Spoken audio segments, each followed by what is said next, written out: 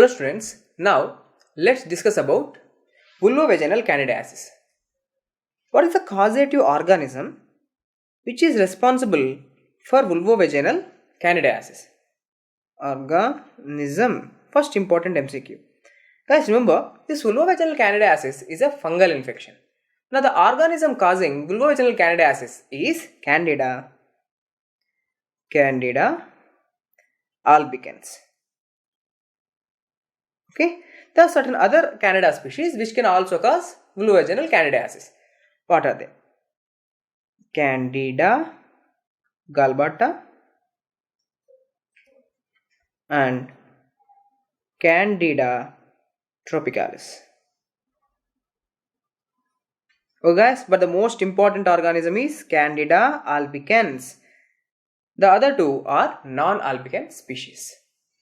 Guys, remember, before going further, I just want to give one statement that usually humans won't get fungal infections that easily. Why? Because we are having a proper immune system and the immune system is very good in checking fungal infections.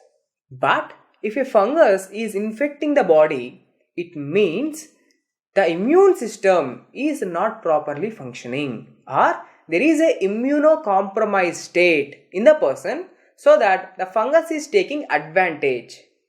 Now let's see, this candidiasis is commonly seen in, this vulvovaginal candidiasis is seen in a very important MCQ.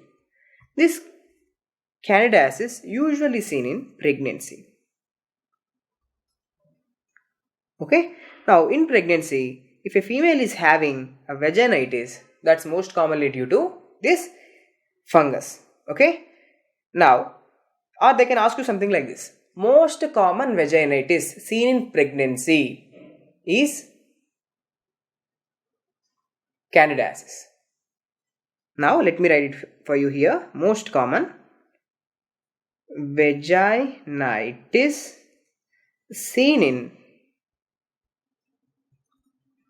pregnancy. Okay guys, you have to say it as candidiasis. Now what are the other conditions where there is immunocompromised state and that's leading to vaginal candidiasis? Second one is diabetes mellitus. We know that hyperglycemia will cause immunosuppression. Next, where else we see immunocompromised state? In a patients like HIV. Okay, immunocompromised patients, so that let me write it for here. Immunocompromised patients. Okay, so in HIV there is a immunocompromised state, so that fungal infections can happen. Even oral candidiasis can see there. Now next, OCP drug users. Okay, now if a female is using oral contraceptive pills, then she is at a risk of getting this candidiasis. The reasons are very unclear. Now what else? Antibiotic users. Now if a person is using antibiotics, what happens? If he is using repeatedly, what happens? These antibiotics will not only kill the harmful bacteria but also kills the physiological helpful bacteria, for example like lactobacillus. If a female is continuously using antibiotics inadvertently, what happens? These antibiotics will kill the lactobacilli. If the lactobacilli which is present in the vagina, if it is killed, the acidic environment is not maintained. If the acidic environment is not maintained, the vaginal defense is lost, so that this fungus can take advantage. Okay, so antibiotic users.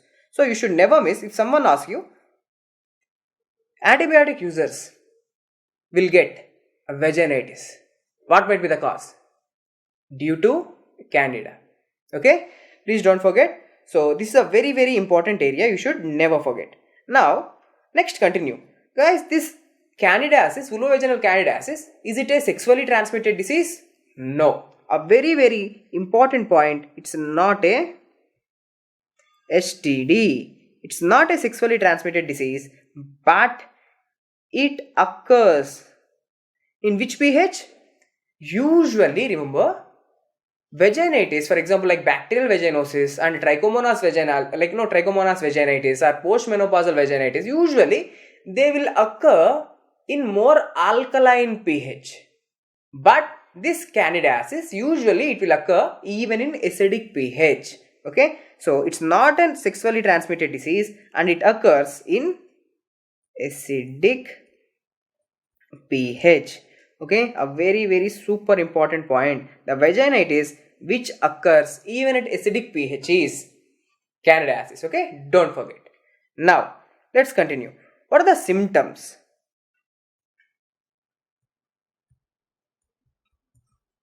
Okay, now let's see what are the symptoms in these females.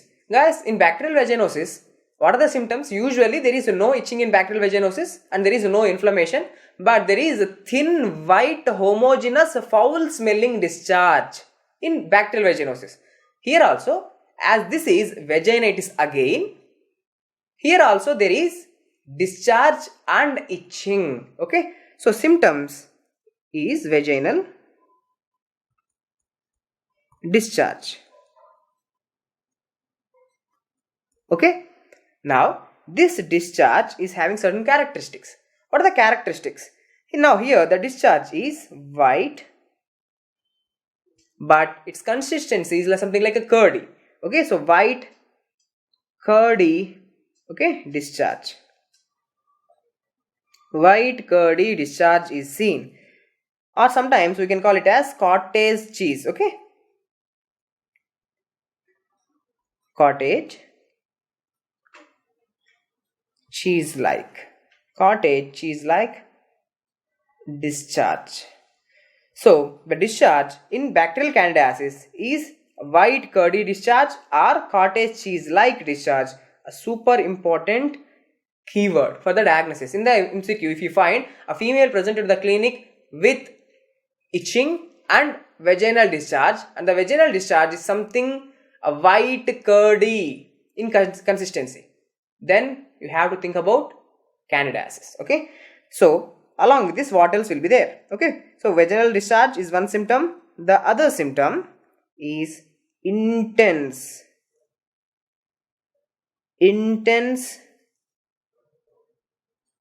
itching. Okay, intense itching will be seen. Why this? Why I am highlighting this? Why? Because usually in bacterial vaginosis there is no itching but discharge is there. Here both vaginal discharge and intense itching or pruritus is seen. Okay, after this, what else we have to keep in mind?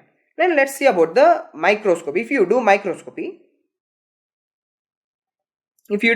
microscopy of this vaginal discharge, what else you will see? As it's a fungus. Now usually, a fungus, it has, when it is growing, it's producing the budding. Okay, the budding yeast will be seen. Okay, usually fungus reproduced by budding. Okay, so the budding yeast will be seen, the hyphae will be seen, and the pseudo hyphae will be seen on the microscopy. Okay, so on microscopy, what you will see? The budding yeast. Budding yeast you will see. Along with this, what we can see? Pseudo hyphae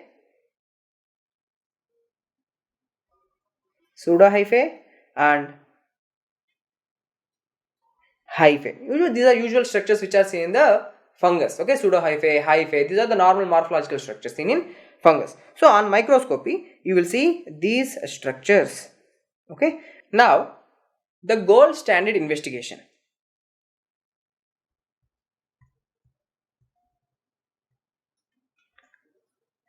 Now the gold standard investigation in candidiasis is a culture.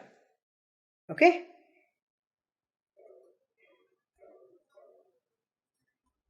now we will be taking the discharge and we will be culturing in 𝗂𝐵𝑜𝑢𝑟𝐴𝑢𝑑𝑠, Seborrheics. Okay, Seborrheics medium. Okay, the culture of this discharge in Seborrheics medium or Nickerson's medium.